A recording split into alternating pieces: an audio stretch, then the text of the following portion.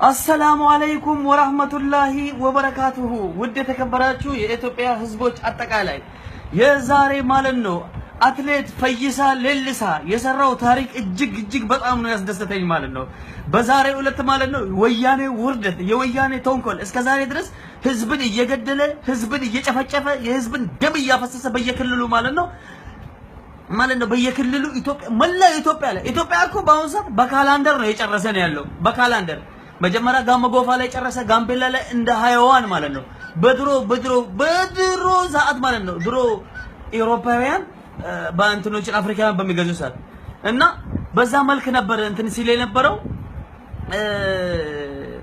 አውሮፓውያን አፍሪካዎችን ገዝቶ በቀኝ ግዛት በሚያስተዳድሩ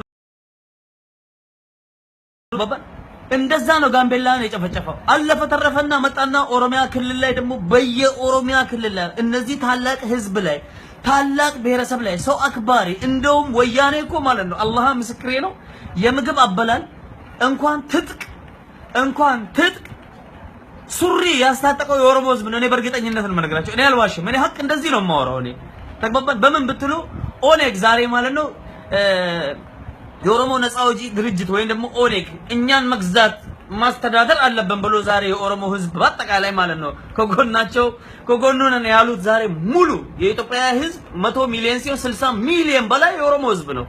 ስለዚህ በዛ ታሪክ ማለት ነው ዛሬ የማይረሳ ታሪክ የአዲስ አበባን ህዝብ እየጠበቅን ነበር ዛሬ።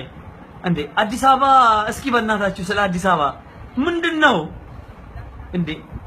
ኦሮሚያ ክልል ከትንሿ ጋትራ እስከ ታላቋ ባሌ ተግባባ፣ ከትንሿ ጉማ እስከ ትልቁ ሐረር በአጠቃላይ ከ200 በላይ አገራት ኢትዮጵያ ላይ እንግዲህ በወረዳ ሀገር ነው እንግዲህ ትንሽ ስላችሁ እንግዲህ በወረዳ ደረጃ ስትነሱ እንግዲህ ታላቅ ሰፊ ነው የሚባለው ደግሞ በምድር ደረጃ ነው።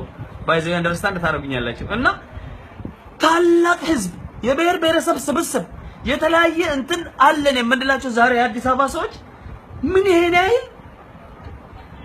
በጣም ነው የገረመኝ። በቀደም ከ200 አገር እኔ እንዲህ ነኝ ብያቸዋለሁ። ተግባባ። ባለፈው ከ200 አገር በላይ ሲነሳ የኦሮሞ ልጆች ናቸው አዲስ አበባ ላይ የተነሱት። ተግባባ። ዛሬ ግን የኦሮሞ ሳይሆን የብሔር ብሔረሰብ ነበር። ዛሬ ለምን አልተነሳችሁም ሸገሮች? ፕሊስ አስቡበት። እና ስለዚህ የፈይሳ ሌሊሳ ካሰን ማለት ነው እንግዲህ እነሱማ በአዲስ አበባ ወጥቶ የብሔር ብሔረሰብን ይወክላሉ ብለን ነበር።